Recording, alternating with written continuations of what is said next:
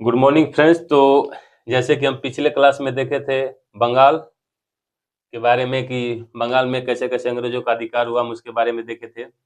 आज हम देखेंगे मैसूर के बारे में, क्योंकि उस टाइम पे 3 शक्तिशाली साम्राज्य हुआ करती थी। एक मराठा साम्राज्य थी, एक मैसूर का साम्राज्य हैदर अली के नेतृत्व में, और एक बंगाल का। तो बंगाल हम देख लिए हैं, अब देखेंगे मैसूर का, इसके बाद हम देखेंगे आगे मराठा साम्राज्य के बारे में। तो आज हम देखते हैं मैसूर साम्राज्य के बारे में।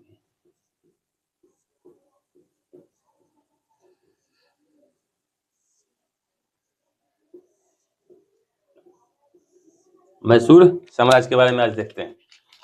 तो अब जानते हैं कि मध्यकालीन भारत में, जैसे आप पढ़े होंगे कि उस टाइम पे हरिहर और बुक्का ने एक साम्राज्य स्थापित किया था, विजयनगर साम्राज्य। विजयनगर विजयनगर किसने स्थापित किया था? हरिहर बुक्का ने।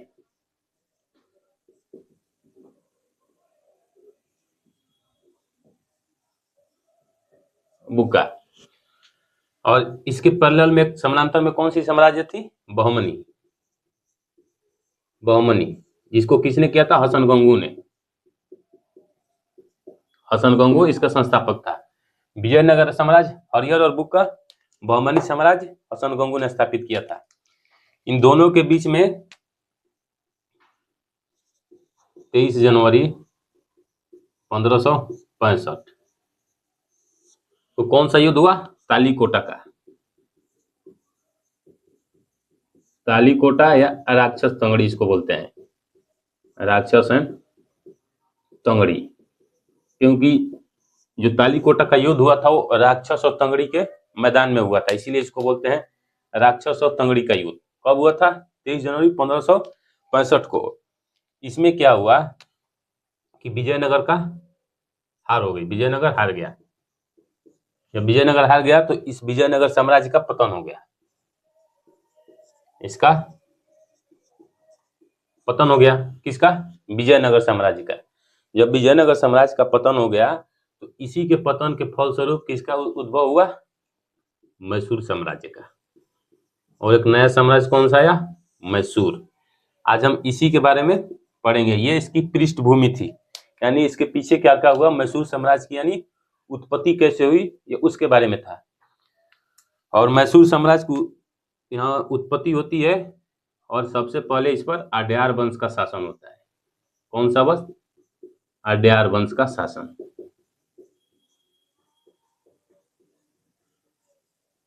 किस वंश का? अड्यार वंश का शासन होता है। तो हम, ये तो इसकी पृष्ठभूमि के बारे में थी, आप लोग इसको देख लिए। अब हम इस साम्राज्य से चलते हैं, ये मॉडर्न हिस्ट्री में हो जाएगा। बाकी ये जो था ये मिडिलीव यानी मध्यकालीन भारत का इतिहास था।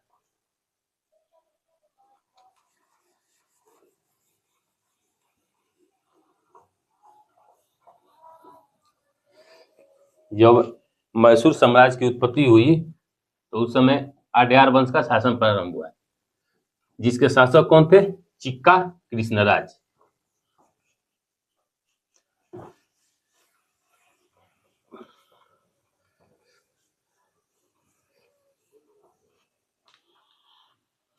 यानी यहाँ है मैसूर साम्राज्य, कौन सा वंश? अड्यार। अड्यार वंश। इसके शासक कौन थे? चिक्का कृष्णराज। चिक्का कृष्णराज, इसके शासक थे चिक्का कृष्णराज। इसके 2 मंत्री थे। ये जो वंश है, ये वंश के ये तो शासक हुए, लेकिन इसके 2 मंत्री थे, एक नंदराज और एक देवराज। नंदराज और देवराज, इसके 2 मंत्री थे। तो इसी नंद, जो ये मंत्री था नंदराज, इसी का जो ये था गुट था, उसी गुट में कौन शामिल होता है? हैदर अली। हैदर अली। हैदर अली किस में शामिल होता है? नंदराज के गुट में। और छोटा छोटा दिख रहा हुआ तो इसको हम बड़ा कर देते हैं।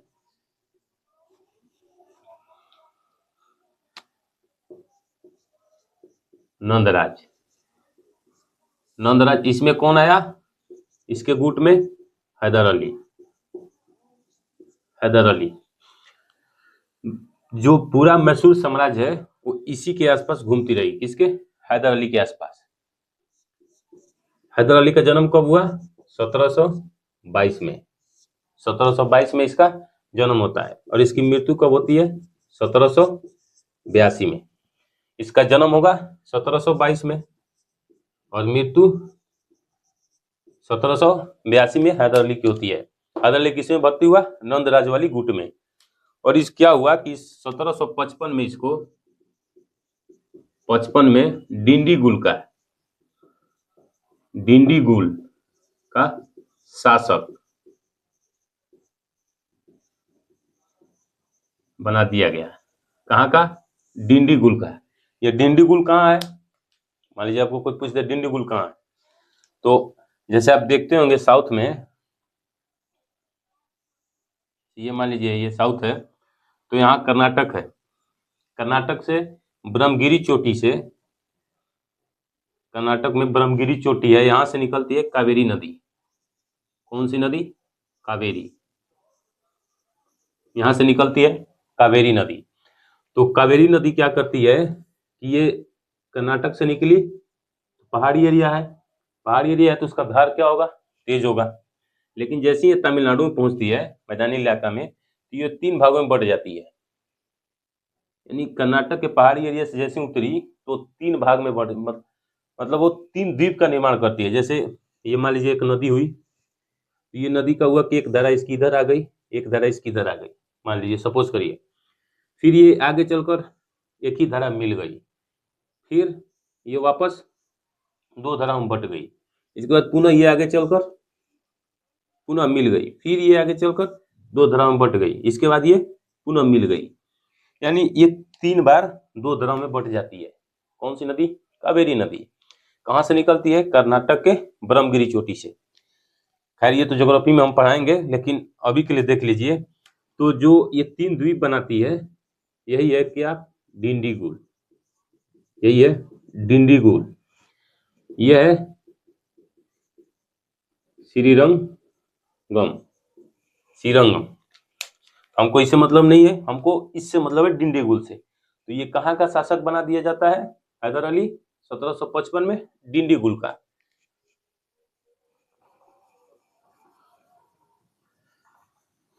जो 2 धाराओं में कावेरी नदी बढ़ती है, तो उसी से निर्माण जो द्वीप बनता है उसी में डिंडीगुल है। तो डिंडीगुल का शासक बना दिया गया, किसको, हैदर अली को। अब इसने क्या किया, शासक बना कब, 1755 में। इसने फ्रांस की सहयोग से, फ्रांस की सहयोग से एक शस्त्रागार का निर्माण किया, एक शस्त्रागार का निर्माण करवाया। शस्त्रागार का निर्माण कराया कहाँ पे, इसी डिंडीगुल में। फ्रांस की सहयोग से एक शस्त्रागार का निर्माण करवाया, कहाँ, डिंडीगुल में। किसने, हैदर अली ने। इसके बाद ही क्या किया कि 1761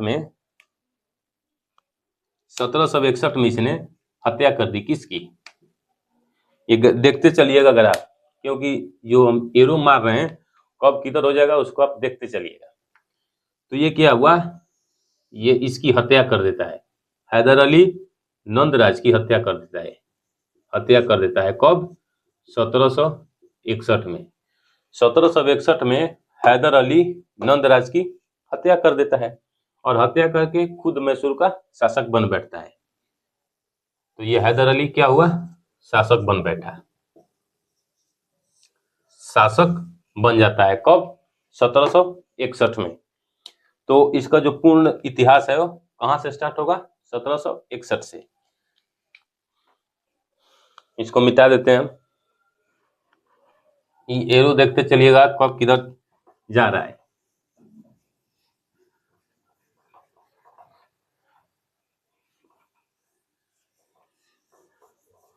उस समय हम भारत का मैप देख लेते हैं कि कहाँ पे किसका किसका शासन था, और हम उसको देख लेते हैं ताकि कब कौन किससे मिल जाएगा, इसको हमको जानने में आसानी होगी, क्योंकि जब आंग्ल मैसूर युद्ध होगा तो उसमें बहुत सारे गुट एक एक में मिलकर लड़ेंगे। तो हम पहले उसको देख लेते हैं।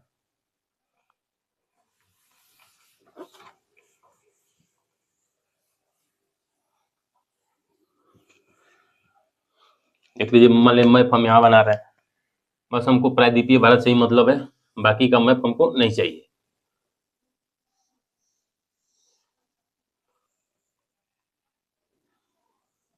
हमको इतना ही से मतलब है। तो यहाँ पे क्या था, हैदराबाद, यहाँ पे था निजाम, निजाम का शासन था, यहाँ था हैदराबाद, हैदराबाद, यहाँ था कर्नाटक,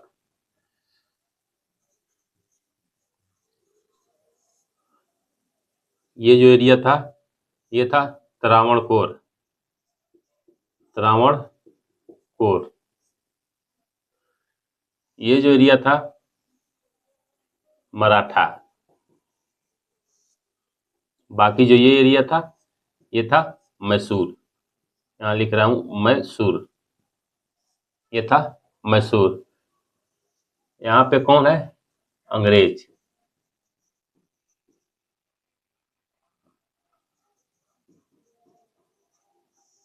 यहाँ पे है अंग्रेज।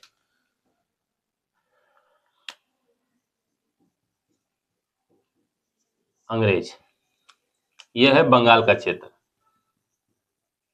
ये है मराठा, ये है मैसूर, यहाँ पर हैदर अली है। तो ये 1761 में हैदर अली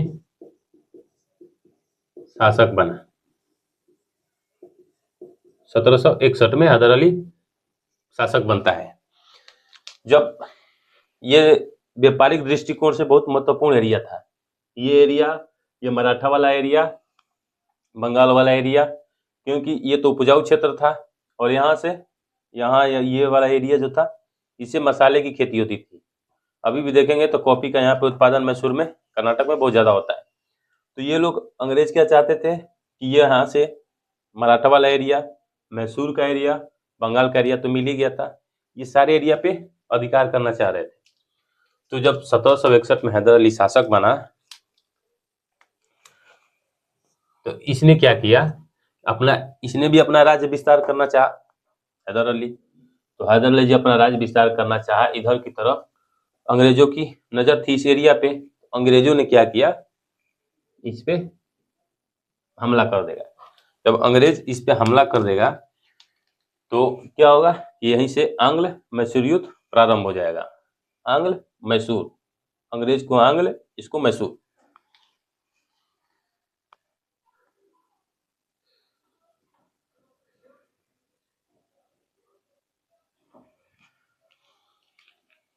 यह है निजाम वाला एरिया। और इस 1761 में एक और इम्पोर्टेंट घटना क्या होती है, यहाँ पे महत्वपूर्ण घटना, कि यहाँ पे 1761 में पानीपत का तीसरा युद्ध होता है। इसमें अहमद शाह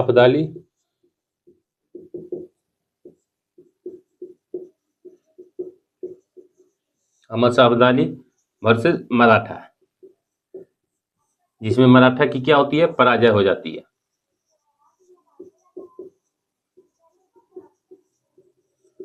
मराठा हार जाते हैं। तो ये जो मराठा शक्ति है ये कमजोर पड़ जाती है, तो इसको उद्भव होने का मौका मिल जाता है।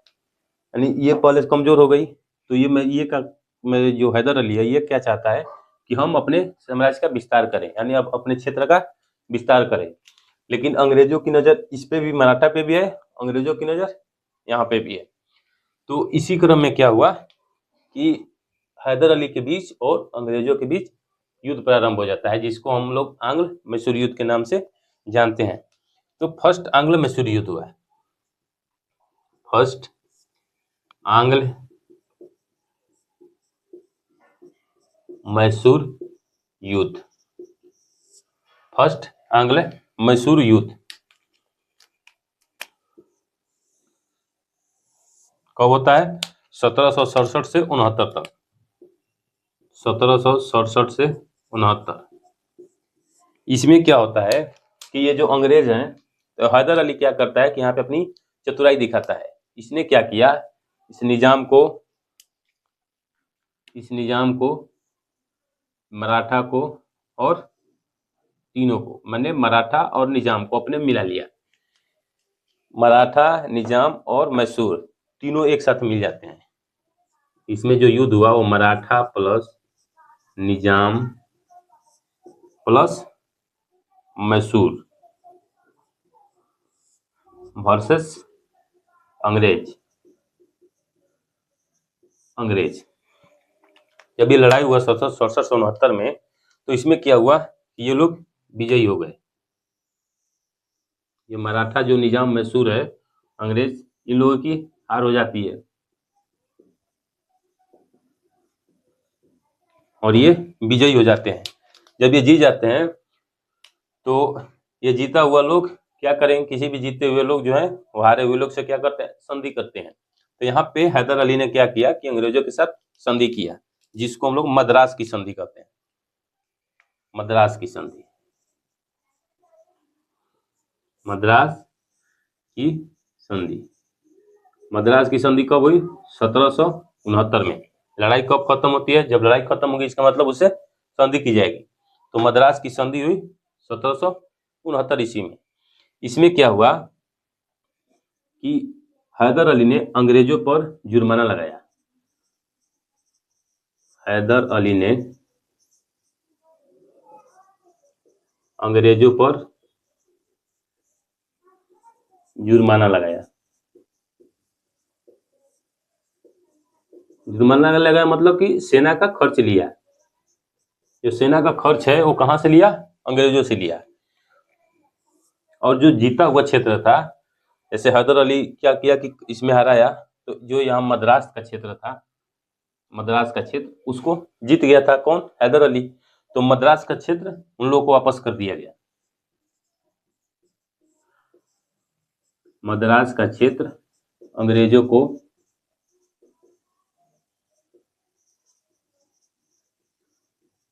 वापस दे दिया गया। अंग्रेजों का क्षेत्र, जो मद्रास का क्षेत्र है, वो अंग्रेजों को वापस दे दिया गया। और एक और इसमें संधि थी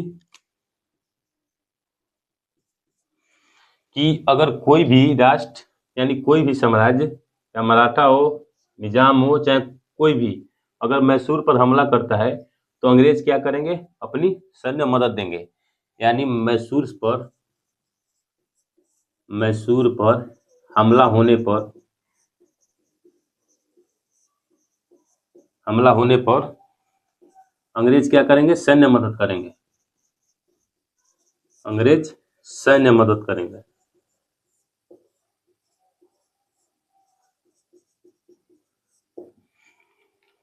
ये 3 संधि होती है। सॉरी, मद्रास की संधि में 3 पॉइंट निकल के आता है। क्या कि हैदर अली जो अपने सेना का जो सारा खर्च था वो किससे लिया? अंग्रेजों से लिया। दूसरा कि जो जीता हुआ क्षेत्र था, हैदर अली जो जीता था क्षेत्र, वो अंग्रेजों को वापस कर दिया। तीसरा क्या था कि जो मैसूर पर अगर कोई भी हमला करता है, कोई बाहरी शक्ति हमला करती है मैसूर पे, तो अंग्रेज क्या करेंगे? इसकी सैन्य मदद करेंगे। किसकी? इसकी सैन्य मदद करेंगे। तो ये मद्रास की संधि हुई। इसके साथ क्या हुआ कि फर्स्ट आंग्ल मैसूर युद्ध समाप्त हो गया। इसके बाद आगे और 3 लड़ाइयाँ होगी इसकी, क्योंकि अंग्रेज की ये नीति थी कि जहां वो चाहते थे कि हमको ये राज्य चाहिए, तो उसको वो बर्बादी कर देते थे। अगर उसको नहीं मिला तो कैसे भी करके वो इसको पाना चाहते थे। इसको, इस मैसूर साम्राज्य को। तो इनकी नज़र थी, क्योंकि ये इंपॉर्टेंट था, व्यापार की दृष्टि से भी था। और यहाँ पे जो बागानी कृषि है, अभी भी देखिएगा, चाय, कॉफी, ये सब, या मसाले की खेती के लिए ये उपयुक्त, ये जो एरिया है उपयुक्त एरिया है। तो इसीलिए यहाँ पर अंग्रेजों की नज़र थी।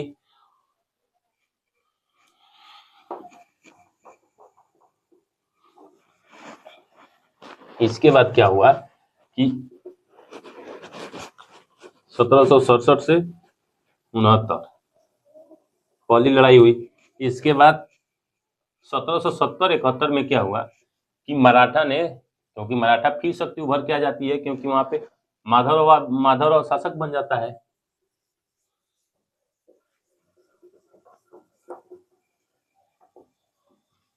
अभी यहाँ मराठा कमजोर है, तो मराठा को इन्होंने अपने मिला लिया है। लेकिन जैसे ही मराठा की शक्ति पुनः माधवराव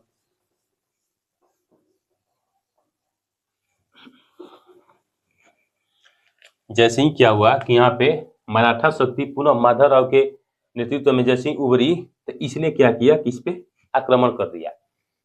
1770-71 में मराठा ने किस पे, मैसूर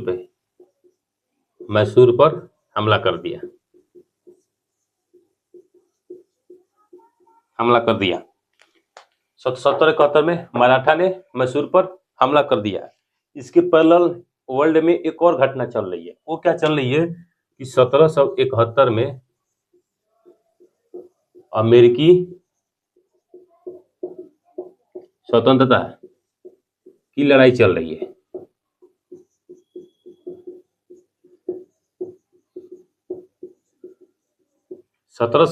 में अमेरिकी स्वतंत्रता की लड़ाई चल रही है, और इसकी मदद कौन कर रहा है, फ्रांस।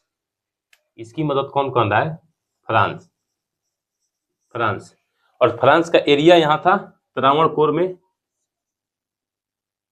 में माहे। देखिएगा तो एक डिस्ट्रिक्ट यहाँ होगा माहे। अभी तो ये पौंडीचेरी का हिस्सा है। एक माहे, कराईकल, पौंडीचेरी और यनम, ये 4 डिस्ट्रिक्ट मिलाकर कौन है, पौंडीचेरी कहा जाता है। तो एक एरिया इसका यहाँ है माहे।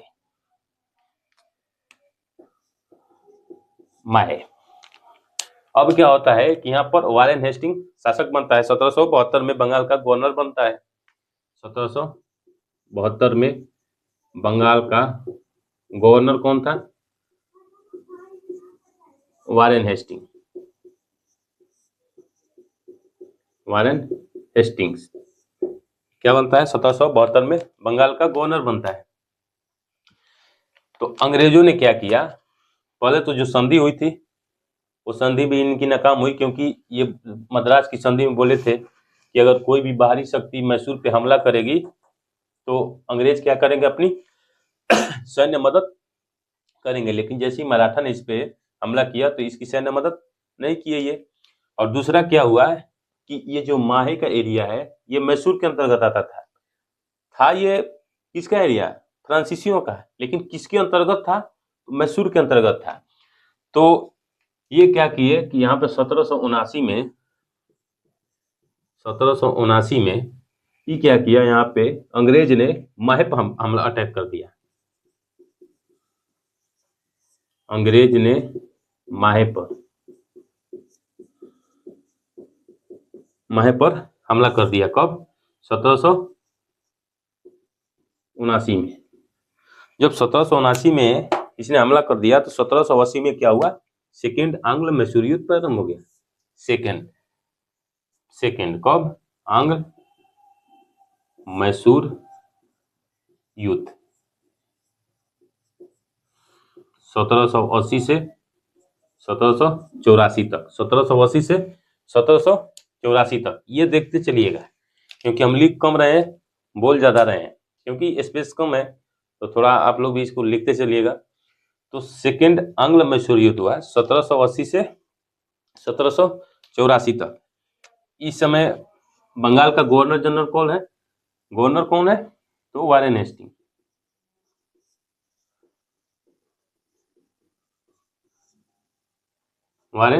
हेस्टिंग ये बंगाल का गवर्नर जनरल है।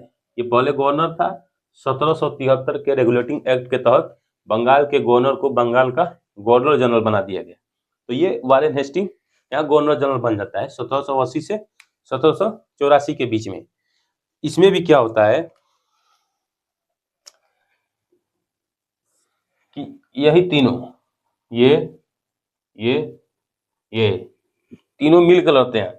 इसमें भी तीनों मिलकर लड़ते हैं। तो इसमें अंग्रेज वर्सेस निजाम,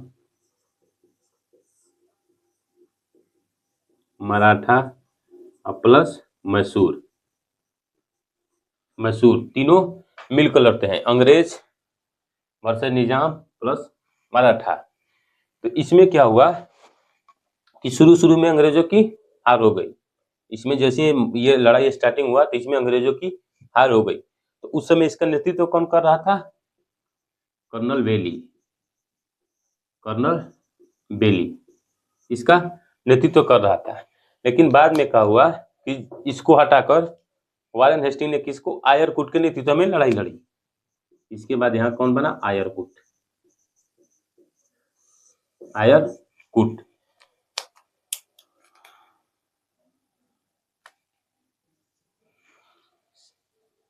सेकेंड में कौन? कर्नल बेली। लेकिन इसका नेतृत्व उतना कुशल नहीं था। जब कुशल नहीं था तो इसमें अंग्रेजों की क्या होगी? पराजय की स्थिति उत्पन्न हो गई। तो वारेन हेस्टिंग ने कर्नल बेली को हटाकर आयरकुट को इस युद्ध का नेतृत्व सौंप दिया। जैसे ही आयरकुट को नेतृत्व सौंपा तो इसमें क्या हुआ कि 1782 में हैदर अली मारा गया। 1782 में हैदर अली मारा गया। किस युद्ध में? पोटानोवा की युद्ध में।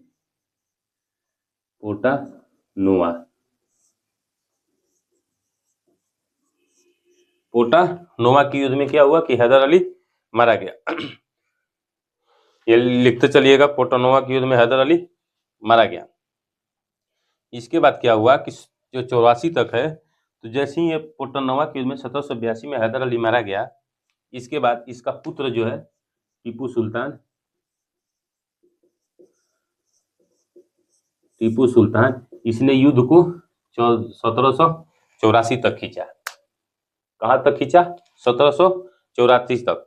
इसमें भी क्या हुआ कि इसमें भी कोई निर्णय नहीं निकला, यानी अंग्रेज क्या हुआ? मैसूर पर अधिकार नहीं कर पाए। इसके बाद हुआ थर्ड लड़ाई हुई।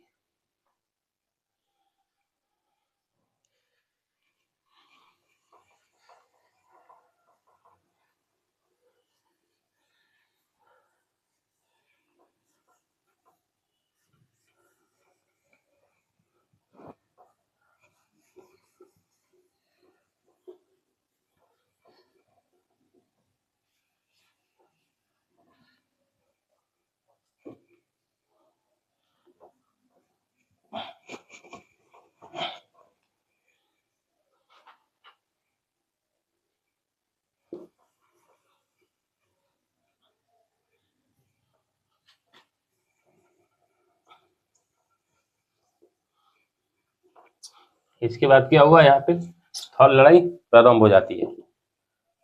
अंग्रेज प्लस मैसूर के बीच में थर्ड लड़ाई। वो कब तक चलेगी? यहाँ पर पहले सेकेंड जो मराठा युद्ध हुआ, आंग्ल मैसूर युद्ध,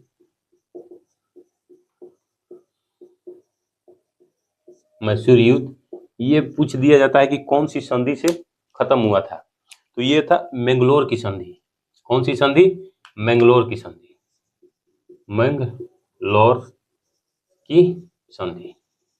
यहाँ पे हुई थी मैंगलोर की संधि। इसके बाद क्या हुआ? थर्ड आंग्ल मैसूर युद्ध हुआ। थर्ड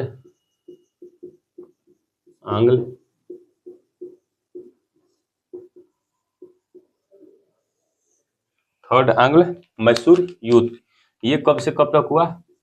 1790 से 92।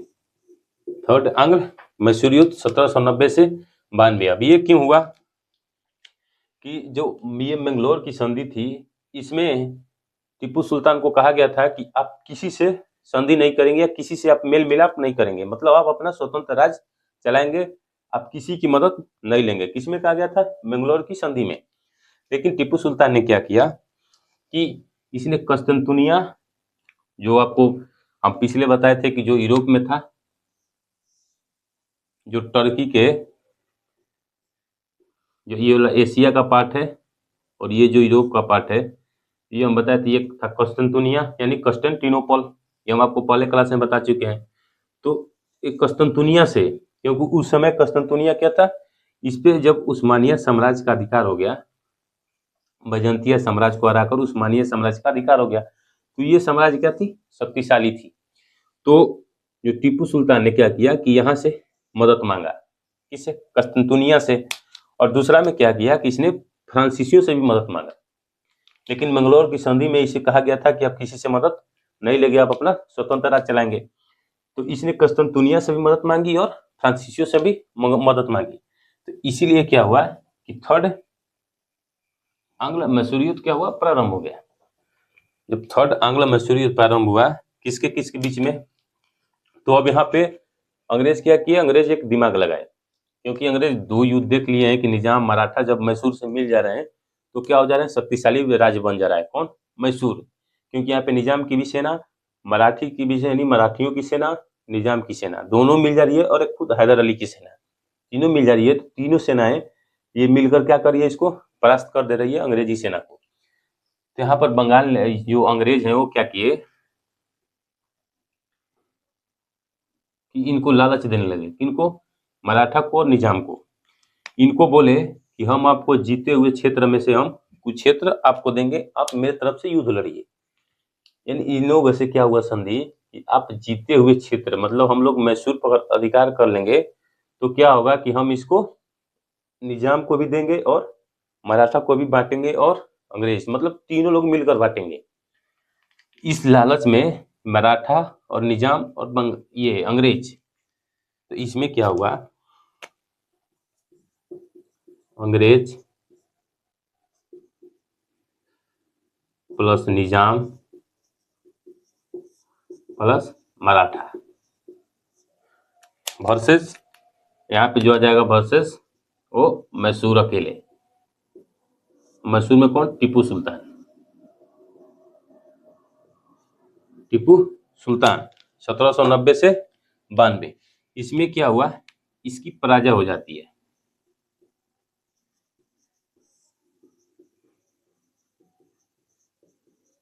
इसकी पराजय हो जाती है, किसकी, मैसूर की। यहाँ पे टीपू सुल्तान ही सशक्त था, इसकी पराजय हो जाती है। तो यहाँ पे एक संधि होती है, उस संधि होती है, उसमें श्रीरंगपट्टनम की संधि, श्रीरंगपट्टनम की संधि। इसमें क्या होता है कि जो मैसूर का आधा से अधिक राज्य, यानी इसका आधा राज्य किसको, अंग्रेजों को देना पड़ता है, अंग्रेजों को देना पड़ता है, किसको, टीपू सुल्तान को। और इसके दो पुत्रों को बंदी बना लिया जाता है, इसके दो पुत्र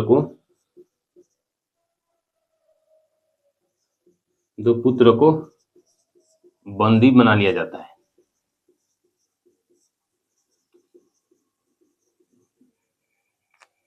इसका आधा राज्य ले लिया जाता है टीपू सुल्तान का, और उसके दो पुत्र को बंदी बना लिया जाता है। कौन सी संधि हुई, श्रीरंगपट्टनम की संधि हुई, श्रीरंगपट्टनम की संधि। अब अंग्रेज जो वादा किए थे कि हम क्या करेंगे, जो जीता हुआ क्षेत्र होगा उसमें हम बांटेंगे, तो इसमें अंग्रेजों ने क्या किया कि जितना भी उपजाऊ एरिया था, यानी जो महत्वपूर्ण एरिया था, वो क्या किया, ले लिया। जैसे बारामहल का क्षेत्र ले लिया, बारामहल का एरिया, बारामहल का क्षेत्र ले लिया, डिंडीगुल ले लिया,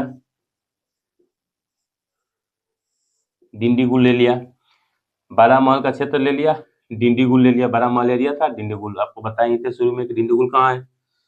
और जो ये मराठा है, मराठा को कौन सा एरिया दिया, तुंगभद्रा के उत्तर में।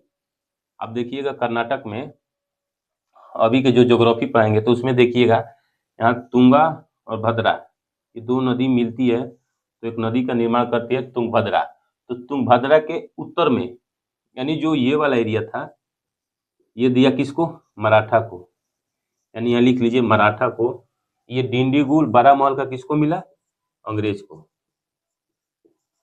ये मिला अंग्रेज को।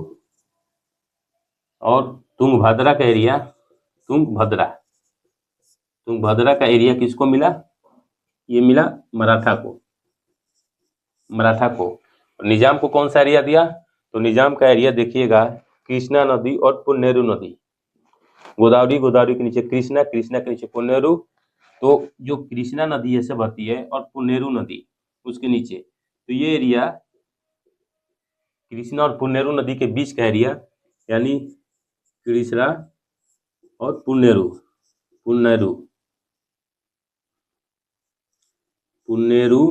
नदी का एरिया, नदी का क्षेत्र इसको दिया निजाम को।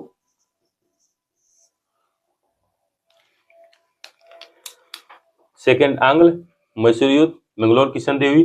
थर्ड आंग्ल मैसूर युद्ध 1790 से 92, अंग्रेज प्लस निजाम प्लस मराठा अब एक हो गए हैं, जबकि दो लड़ाई में मराठा मैसूर निजाम एक होकर लड़ रहे थे। तो यहाँ पे अंग्रेज निजाम मराठा वर्सेज मैसूर अकेले हो गया है टीपू सुल्तान। यहाँ पे टीपू सुल्तान की पराजय हो जाती है, श्रीरंगपट्टनम की संधि होती है। यहाँ पे आधा राज्य अंग्रेजों को देना पड़ता है। यहाँ पे संधि में जो मैसूर का जो आधा राज्य था वो अंग्रेजों को देना पड़ता है और इसके दो पुत्रों को बंदी बना लिया जाता है। इसके बाद जो बड़ा महल का क्षेत्र था, डिंडीगुल था, वो अंग्रेजों को मिला। और तुंगभद्रा के जो उत्तर वाला एरिया है, ये तुंगा और भद्रा नदी के जो उत्तर वाला एरिया था वो मराठों को दिया गया। और कृष्णा और पुन्नेरु नदी का जो एरिया है वो किसको दिया गया? निजाम को दिया गया। ये था थर्ड आंग्ल मैसूर युद्ध। और इस समय का गवर्नर जनरल पूछ लेगा, गवर्नर जनरल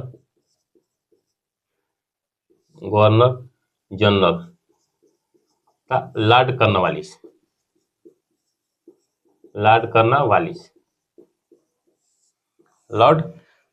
याद रखिएगा, लॉर्ड कर्नवालिस इस समय का गवर्नर जनरल था। अब एक लास्ट लड़ाई होती है, फोर्थ लड़ाई।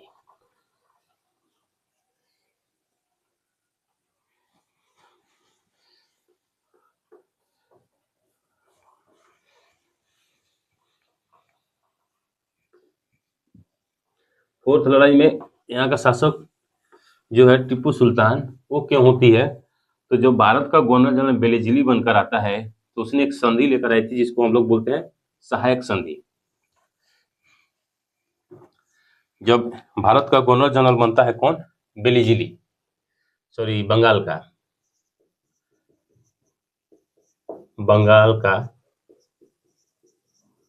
गवर्नर जनरल कौन था? बेलेजिली।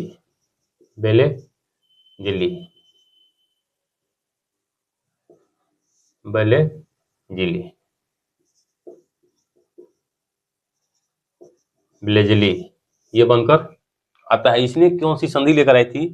सहायक संधि।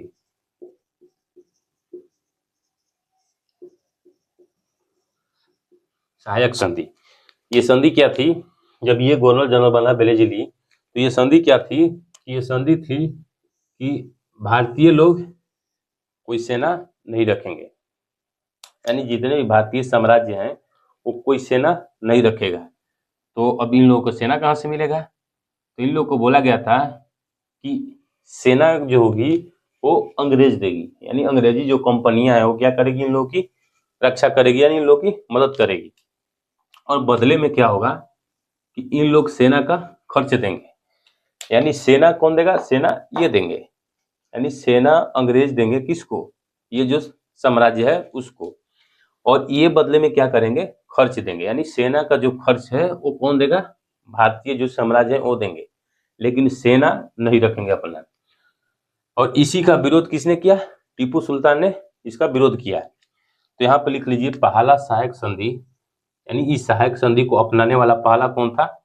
ये निजाम। यानी 1798 में हैदराबाद ने सहायक संधि अपना लिया।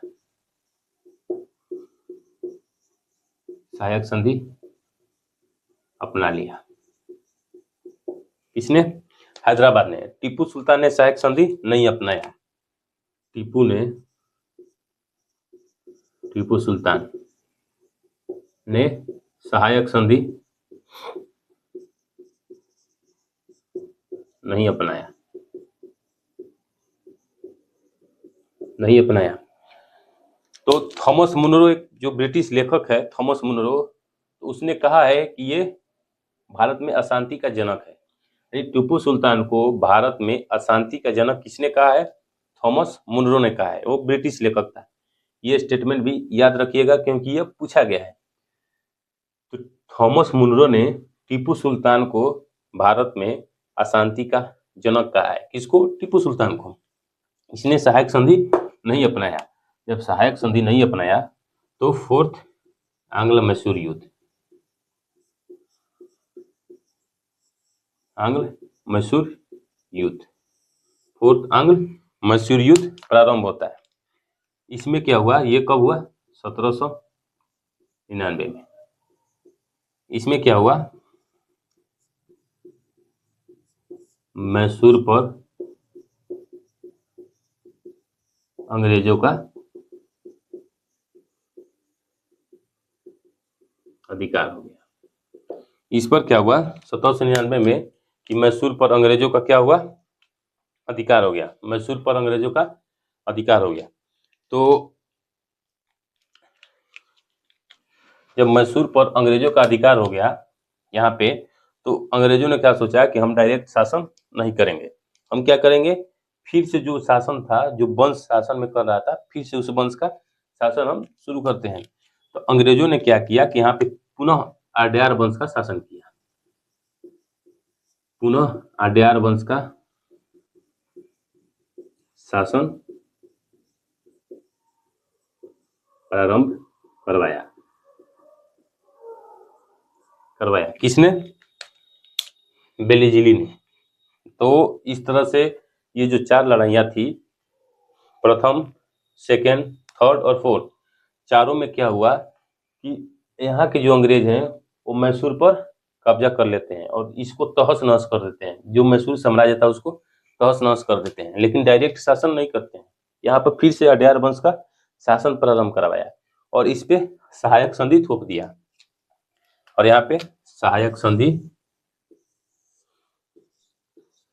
पुनः सहायक संधि इस पे थोप दिया गया। किस पे? मैसूर पे।